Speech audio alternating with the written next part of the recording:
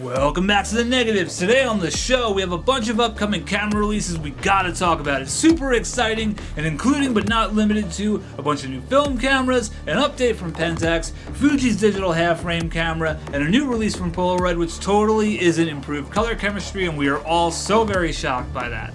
Then we gotta talk about Kodak cracking down on third parties respooling their film, unless of course that third party's name is Cindy still, then it's totally cool. Then TikTok was banned for like 12 minutes, and during that time people absolutely crashed out and someone set a congressman's office on fire. Very smart behavior. And finally, we got some closure on the drone story from last time, and you're probably gonna be just as disappointed as I am. All this and more on today's episode of The Negatives. The Negatives is sponsored by me, of course, because in this digital era, we gotta remember the negatives. So hit subscribe, share this video, and make sure you yap in the comments to shove this video directly up the algorithm's asshole. Alright everybody, the most important story of the day. The new Doom game came out, Doom the Dark Ages, and it kinda rocks. I made a first impressions video on my gaming channel. Go check that out. In honor of this momentous occasion, today's B-roll will not be the dark room, but will in fact be Doom the Dark Ages. Hey, they're both dark, you know, dark room, dark ages, same thing, right? Come on, you knew that was coming. But if you're new around here, there is a rich history and heritage of Doom memes on this channel, so that's something you kinda gotta get used to. But enough about Doom. Let's get negative. With a big fat digest of a bunch of new cameras slated to hit the market. Some of these are upcoming and interesting, some of them are out already. We'll start with Fuji. Fuji has been really busy this year. Fuji was rumored to be dropping a digital half-frame camera. There were leaks, and turns out they were real. The embargo lifted and my algorithm was absolutely flooded with the new Fuji X Half. So this, of course, is a digital Fujifilm camera. It's meant to emulate the experience of a half-frame film camera, and in theory, I love that. There's some really cool swipe touchscreen bits on the back to swap through film simulations. You even get a film mode where you can set the camera to be 36, 54, or 72 shots, and you're married to whatever film simulation you pick. Cool idea. But here's where I think my opinion might lose some of you. I see some people online saying that this camera is way too gimmicky, just shoot the film, blah blah blah. Generally, I like when Fuji takes risks like this. They make weird cameras sometimes. I absolutely loved the X-Pro 3, and I know that camera was super divisive. In fact, that camera is probably my great white buffalo. Never should have let that one go. Fuji sent me one to try out. I should have just bought it. I love that camera. Maybe I will one day, but it's the one that got away. If Fuji really wanted to dive into the film experience, they took a half measure with this one. Fuck the screen, man. Make it like the X-Pro 3 and make it a hidden screen, or better yet, don't give it a screen. Keep the swipey film thing because I think that's cool, but if you're trying to make this feel like a film camera, commit. They've gone all in on tactile buttons and dials on their other cameras, which are kind of missing on this one, and has like an exposure comp, but that's about it. There is an advanced lever, which is kind of cool, but it also gives me PTSD from the Yashica Y35. There are some other odd things about this camera. You can't shoot RAW photos, you're married to the JPEG. You can shoot vertical video on it. I guess this is meant for making shorts and TikTok, shit like that. And here's probably the biggest oh no for me. It's gonna run you $849 US. What? See, now if you shaved off that screen, you'd probably be charging a little less than that. But I don't know, for 850 bucks, I can happily crop my own photos. I could put gaff tape on my X100F from 100 years ago and call it a day. And if this is meant to be the casual, fun film camera, I don't know if that's the right price point. You think people who are casually into this are gonna drop 850 bucks for it? Especially younger people who I assume this camera is targeted at. But I will say Fuji is also just really good at getting people to talk about their cameras. So it's very possible that their entire strategy is to evoke a reaction with a divisive camera release. It comes out in June, so I'm sure we'll hear more about this camera then. Fuji also put out the Instax Wide Evo, which is sort of a hybrid situation. It's a wide instant camera with some digital features, including an LCD screen, and is running for $349 US.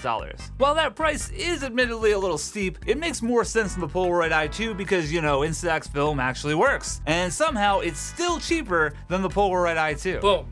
roasted. Truth be told, the Fujifilm Instax Evos don't really interest or excite me. They're a cool idea, and I know a lot of people really like them. I personally know people who love them, but I just haven't been shooting a lot of instant film lately, so it's just kind of, just went right over my head. But the reality is, Fuji has sold 100 million Instax cameras since 1998, so I don't think such a cash cow for Fuji is going anywhere. Now we gotta talk about Polaroid. Oh boy. The headline for Polaroid today is we have the Polaroid Flip, which of course is not improved color chemistry. The Flip has 4 lenses, sonar autofocusing, and it resembles the older Polaroid 600 cameras, like that Polaroid Sun that I dropped and broke. I really can't lie here, I love the design, it's super cool, and when I first saw it, there was like the little ape part of me that was like, the ape part of my brain was like, I want to buy that. But I didn't. I don't really plan on buying one, but I'm all about helping smaller YouTube channels though, so maybe Polaroid would want to collab and send me one. Hey, I doubt it. It has some interesting digital features like the little screen on the back or an exposure indicator. The thing flashes if the camera thinks the shot's gonna come out fucked up. I'm sure that can't account for film issues like, you know, the temperature outside or if the film's expired. It's gonna cost around $200, it'll connect to the app, it's cool, I'll admit it, but it's not what I'm looking for. Still, it's not more reliable chemistry. That's literally all I care about from them. I can't even count how many cameras Polaroid have put out in recent years. But man, I said Fuji was busy before. Polaroid has been really busy this year. Call them a glizzy because they are on a roll. They released the Gen 3 Now and Now Plus. Oh my God, who the hell cares? And they released a collaborative camera with the Museum of Modern Art. And it's a Polaroid Now, not a Now Plus, which to me is simply an admission from Polaroid that the Now was just a better camera than the Now Plus. Why would they continuously support the old camera with these new versions, these new paint jobs? You don't see Sony putting out a custom PlayStation 4 years into the PlayStation 5. There's probably more Polaroid releases in different colors that I haven't mentioned, but honestly, who cares? I honestly feel like the still no pickles guy from SpongeBob. Every time Polaroid farts, I'm over here like still no improved chemistry. But in some absolutely shocking news from Polaroid, it seems like they're discontinuing the speaker. Damn it, how could this have happened? Where'd the Polaroid speaker go? Oh no! Oh my god! A moment of silence for Polaroid's fallen soldier. Turns out, no one cared. Reto also just put out a 35mm Pano camera, and honestly, it's just another wide, plasticky, disposable, tier, reusable camera. But I truly, for the life of me, can't understand why they're acting like the panoramic mask is something so special. That feature has been on almost every single cheap point-and-shoot 35mm camera I've ever owned. But it's cheap and it kind of looks cheap. The old camera guy has one, so keep an eye on his channel if you're actually interested in that camera. And make sure you obliterate his subscribe button because I love his channel. Moving on, there's some more funny business afoot with Yashica. They're calling it your first digital film simulation camera. Hi, have you ever heard of Fujifilm? Or the digital film simulation camera you released? Is he stupid? And how shocked would you be to know that they have another Kickstarter campaign? Dude, I'm so sick of this shit. You can't keep getting away with it! But there's way too much to unpack here. This is gonna require its own video, so make sure you subscribe and stick around for that. Now, I know everyone's kind of vibrating over the tariffs, and we're seeing tons of price increases on film and cameras. But in some slightly positive news, they're causing RetroSnap to throw in the towel. If you're not familiar with them, good. They make these awful drop-ship Chinese bullshit garbage cameras that look worse than my 2014 vehicle's backup camera. It just truly proves that every cloud has a silver lining. Now we gotta talk about the Analogue AF1. This one's interesting, it caught my eye. It's beautiful in theory. I love the look of it. It's definitely reminiscent of the Pentax T2, which as you know is a big YouTube hype camera and it's overpriced as fuck. But don't you worry my precious little eggy, because this one is gonna be pretty expensive too. The camera's gonna run you around €400, which is roughly $400 $450 US. It seems like $400 to $500 is becoming the norm for these little point and shoot cameras. It's from Amsterdam, it's got LiDAR, autofocus, f2.8 aperture, guide number 8 built-in flash, glass lens, which from the Polaroid i2, who cares about that, right? I thought glass didn't matter. No, I'm never gonna let that one go. In reality, as William Sheepskin pointed out in his really well thought out video, the camera doesn't currently exist, it's a render. When his video came out, the render didn't even have a film door on it. The good news is it's evolved and it does have a film door now. Hooray for progress. And if you flip the render around, you can see the all-important assembled in China badge. Nice. But the most important aspect of this, most if not all of the photos on their sleek website are not from this camera. Yeah, I'm sure they shot that photo on this camera, I'm sure.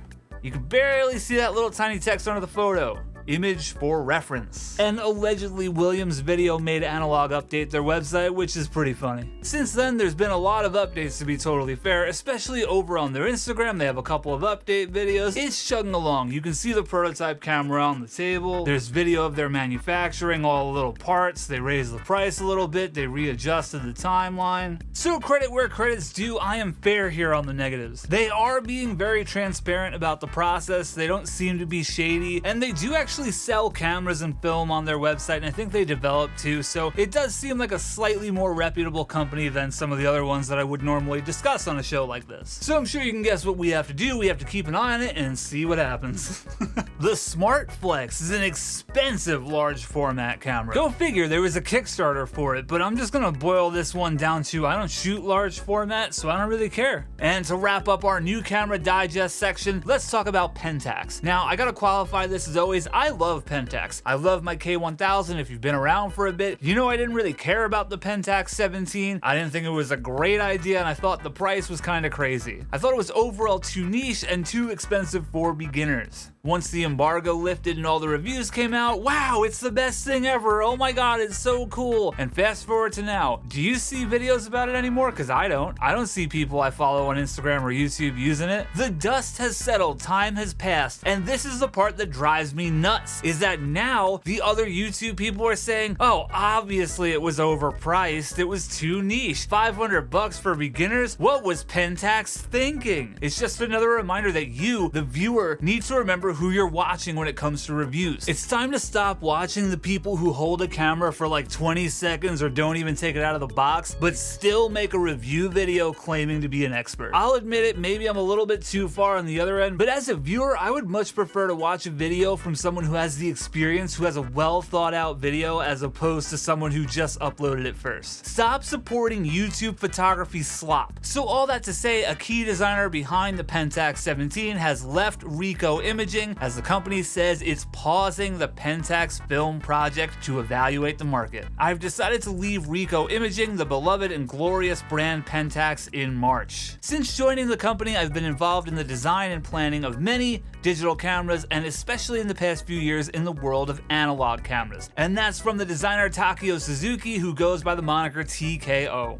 In an interview, Reto told Cosmo Photo, on the business side, film cameras play a smaller role than our established GR line. Because this is our first new film camera in more than 15 years, we need time to gather feedback, meet with customers, and learn what they appreciated or felt was missing before making decisions on future film products. And Reto adds, while TKO played a significant role in the Pentax film project, his departure does not affect the possibility of future film models. So we're gonna have to see what happens with Pentax. Hopefully they move forward, because I do like the idea, but I'm hoping that they take the feedback from this one, learn from it, and make something more appealing to everyone. Full frame, 120 film, let's tap in.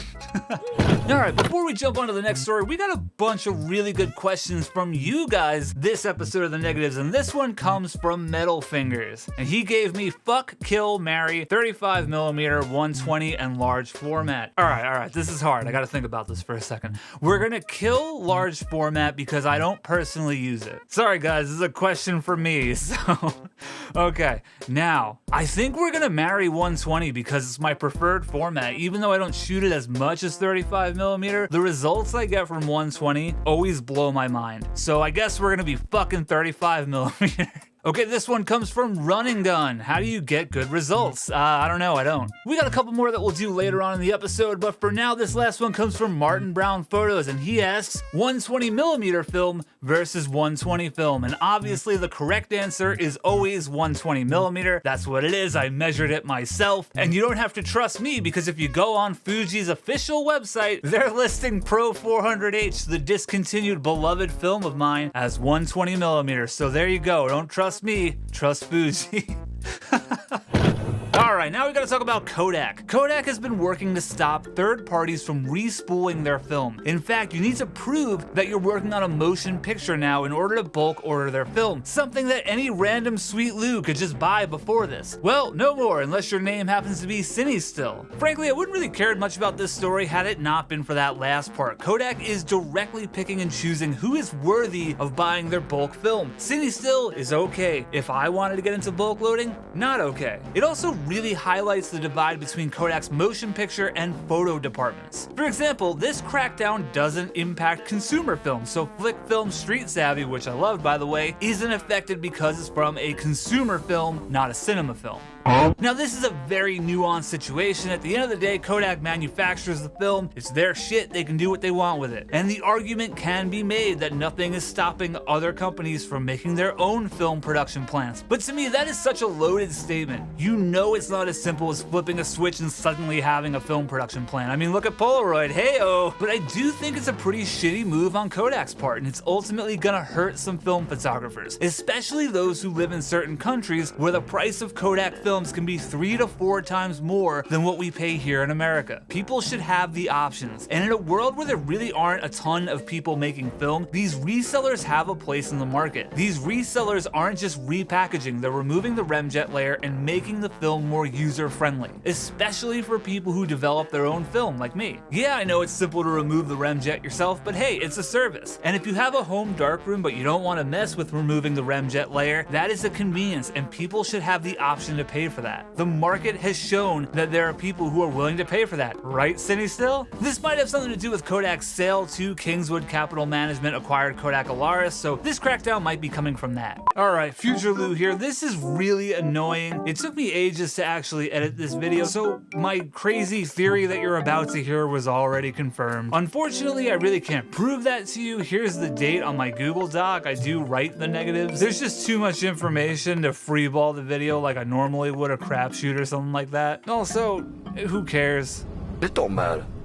None of this matters. But if I'm being honest with you, I was in too deep and I wasn't about to cut the whole story. My schizo theory is that Kodak is going to start putting out their own cinema film, and that's why they don't want these resellers out there. Was Kodak's recent manufacturing stop, you know, the one I clickbaited in the last episode, was that closure actually done to set up Kodak for their own conversion process? Meaning they'll take their own Vision 3 film and respool it to be shot in 35 or 120. Cut out the middleman and make it yourself. It is crazy to me that a company that's been bankrupt, split apart, and saved by modern directors like Christopher Nolan is just totally down to leave money on the table like this. It's not like Reflex Lab was breaking into Kodak and stealing the fucking film from them. Ultimately, we're gonna see less from third-party resellers like Reflex Lab, who, according to them, if the current situation continues, we only have enough stock of 500T and 250D 35mm to last a few months. Before we move on, here's a quick one about everyone's favorite company, Adobe. Adobe is going to be offering the government its software at a 70% discount. This comes after a Doge review, and I'm sure that lawsuit I spoke about in the last episode didn't have anything to do with it. This also comes at the same time that Adobe is raising the price for regular people like us again. This is because of all their new AI features that people like me won't use, but don't have a choice in the matter. And speaking of Adobe and AI, it recently came out that almost half of the images on Adobe stock are AI generated. According to Petapixel, that means over 300 million AI images have been uploaded in just 3 years. For context, it took 20 years for photographers to upload that many real photos onto Adobe stock. It's over. We are screwed. Now we gotta talk about TikTok. It was briefly banned, and I know what some of you might be saying. Wow, what a waste. The poor children. Full disclosure here, I'm not really a TikToker. I don't actually use TikTok. I have an account on an old phone. I don't keep it on my real phone, and I upload when I think about it, which is not often. But I don't use the app, nor do I even want it on my real phone. So why am I talking about it here? Well, for starters, a lot of photographers use TikTok to grow their presence and get clients. People I know use TikTok and have gotten jobs from TikTok. But it's also because it's kind of interesting and some of the meltdowns were pretty funny. You can't do this! Like this teenager who thought it would be the play to allegedly, that's important to say here, set fire to an office that was leased to the US Representative Glenn Groffman around 1:02 a.m. on January 19th, according to a release from the Fond du Lac Police Department. I doubt I said that right. Boy, that escalated quickly. The dude was 19 and got arrested for it. Here's some pro-life advice from Uncle Sweet Lou. Don't commit arson. Fortunately, no one was hurt, but that's still quite a response to an app being banned. Even though the ban was short-lived, people took to eBay to sell their phones with TikTok installed for tens of thousands of dollars. Honestly, that really puts the price of cameras in perspective here. That is crazy. Tons of Americans also flocked to another Chinese TikTok-ish app known as RedNote. Even my buddy Knobtop streamed himself using it. I was watching it dumbfounded as the app is, you know, not even a little bit in English. But people found a way and managed to push it to the top of the App Store here in the States. RedNote, also known as this word, Zhaohangshu, I guess, which means little red book, which is a very not so subtle nod to quotations from Chairman Mao. It's cosmically hilarious that the government was really afraid of data scraping by the CCP, and in trying to prevent it, ended up pushing people into an app they can't even understand that's named Little Red Book. There's definitely been some funny memes. This particular one happens to be my absolute favorite about RedNote. Ultimately, TikTok is here, it's back, we don't know what's gonna happen with it. Trump's executive order pushed the ban out for 75 days, so ByteDance has time to find a US buyer should they choose to do so. And that 75-day grace period at this point has lapsed. April 5th marked the aforementioned 75 days. Look at how timely this show is. Your photo news 6 months late. But the last big update here is Trump has given ByteDance another 75-day extension to sort this out. So I guess we'll see what happens there, and hopefully Microsoft doesn't buy it and make it way worse. All right, before the next story, we got to answer a couple more really important questions. This one comes from PNW Instax. Do you ever think about what cheese you would be in another universe? That's a tough question, because in this universe, I'm definitely Colby Jack, so that's my favorite cheese. But in another universe, maybe.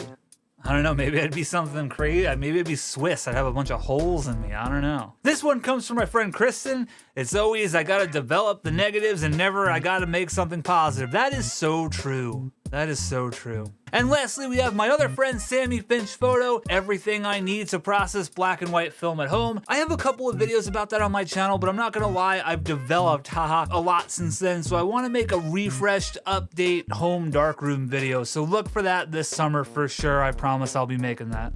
Okay, we gotta go back to my favorite story from the last episode of The Negatives, the drones, the alien space drones. The Trump administration finally released information about the New Jersey drones. If you were living under a rock or you missed the last absolutely incredible episode of The Negatives, basically people were seeing absurd numbers of drones flying around, and New Jersey, for whatever reason, seemed to be the epicenter of it all. Trump said this was gonna be a day one thing of his administration, but it was more like a week two sort of thing. I'm gonna give you a report on the drones about 1 day into the administration, because I think it's ridiculous that they're not telling you about what's going on with the drones. The Republican predictably failed to keep his promise about delivering a report on the first day of his second term, but as NBC News reported, his administration did look into the matter and eventually got around to sharing his conclusions. Man, you think this NBC guy voted for Trump or what?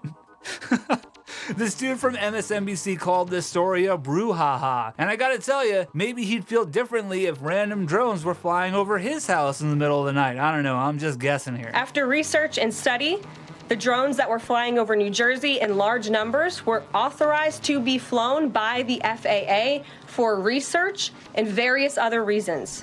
When asked why the FAA never revealed it authorized the drones to fly for research purposes, FAA spokesman Christopher Malooly on Tuesday referred the matter to the White House for its official statement. He added for background that the FAA's role is to ensure drones operate safely within the broader national airspace system, and said it is legal to operate drones under 400 feet while complying with all rules, including avoiding restricted airspace and other aircrafts. See, this doesn't really track for me. Why would they have restricted the airspace if the drones were authorized to be there? And if they were, why didn't they just say that so that the understandably concerned public, who, again, I gotta emphasize this, had drones flying around their neighborhoods in the middle of the night, would have at least had some kind of closure on the story? How is this different from what the Biden administration said? The FAA never admitted during the whole uproar about this story that the drones were authorized to be there. And here's some weird timing. DJI also removed the geofencing from their drones, making me a liar back in episode 2. As a licensed drone pilot, I can tell you a few things kind of stink about this story. A few things seem kind of off. First off, most modern drones aren't even going to let you take off if you're in a no-fly zone, so that's kind of weird. I swear, it's like they watched the last episode and changed it to spite me. Well, it was true then anyway. This is so fucking stupid. We have enough issues with people flying drones irresponsibly, and while I'm typically the dude who's in favor of less regulation and less rules generally speaking, this is one of those cases where, much like guns, those who follow the rules and fly responsibly are gonna be the ones who get punished. You know this is just a major accident waiting to happen. Johnny Mavic over here is gonna be trying to get a sick shot of a plane landing and cause a crash. God forbid. Or he's gonna get that epic sunrise that just so happens to be near Area 51, and then Johnny Mavic's gonna get the party probe. And we don't even actually need to wait for the next episode of The Negatives to talk about this, because heyo, we have a drone pilot who's jailed for allegedly taking aerial photos of a Space Force base. The US Justice Department says Zhao flew a drone over the base and took aerial photographs of the Vandenberg Space Base in California on November 30th. He did this on the same day SpaceX launched a rocket on behalf of the National Recon Office. This defendant allegedly flew a drone over a military base and took photos of the base's layout, which is against the law. And I know some people are gonna mock Space Force, but I actually did a podcast with Run and Gun way back in the day. I was super proud of that episode, and like 3 people listened to it, which was awesome. Go check that out after this and listen to someone who actually worked with the Space Force talk about what they do and how important that group actually is. And in other news from DJI, they announced the Mavic 4 Pro, which has this really cool rotating camera system, but for right now this drone won't be available in America, or at least during its launch.